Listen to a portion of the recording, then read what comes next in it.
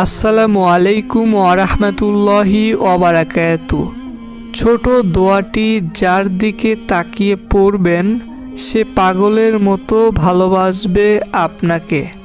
শুধুমাত্র আপনারা ছোট একটি দোয়া, আপনি যাকে উদ্দেশ্য করে এই দোয়াটি পড়বেন তার দিকে তাকিয়ে দোয়াটি পড়লে সে আপনাকে অনেক বেশি ভালোবাসবে, এত ভালোবাসবে যে আপনাকে পাগলের মতো ভালোবাসতে থাকবে।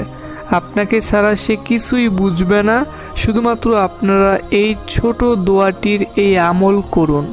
যদিও এটি হচ্ছে একটি আমল, কিন্তু এই যে দোয়াটি রয়েছে এই দোয়াটি খুবই শক্তিশালী একটি দোয়া।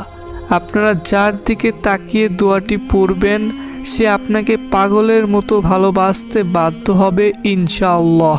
তো আপনারা এই আমলটির সেই দোয়াটি কিভাবে পড়বেন এবং কিভাবে পড়লে এই আমলটি করলে রেজাল্ট আসবে সেটা আপনাদেরকে এখন নিয়মটি বলে দিচ্ছি।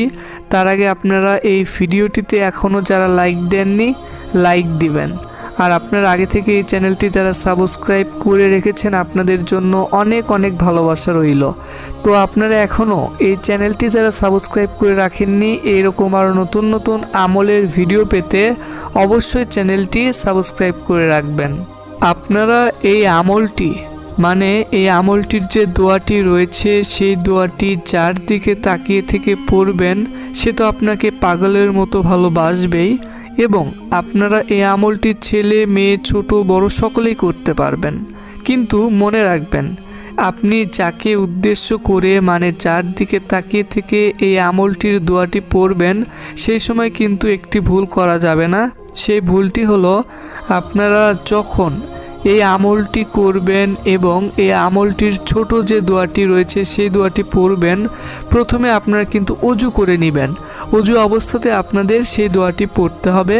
তো অজু ছাড়া কিন্তু হবে না। আপনারা একটু কষ্ট করে শুধুমাত্র অজু করে নেবেন।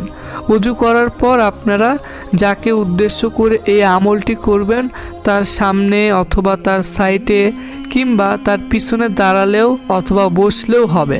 শুধুমাত্র আপনারা তাকে দেখলে এই আমলটির দোয়া পড়বেন, এরকম একটি পজিশন করে নেবেন।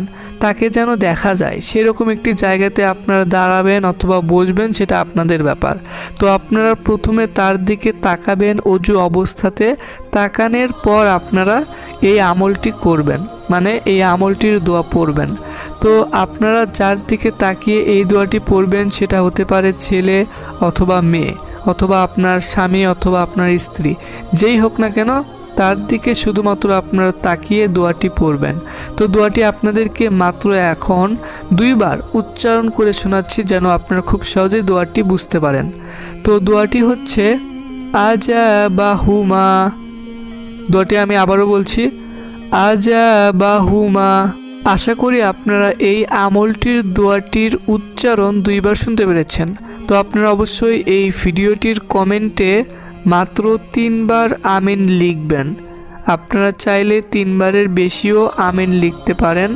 তো এই যে দোয়াটি আপনাদেরকে শোনালাম, এখন আরও বেশি সুবিধার জন্য আপনাদেরকে যে দোয়াটি পড়তে হবে সেই দোয়াটি এই ভিডিওটির স্ক্রিনে দিয়ে দিচ্ছি।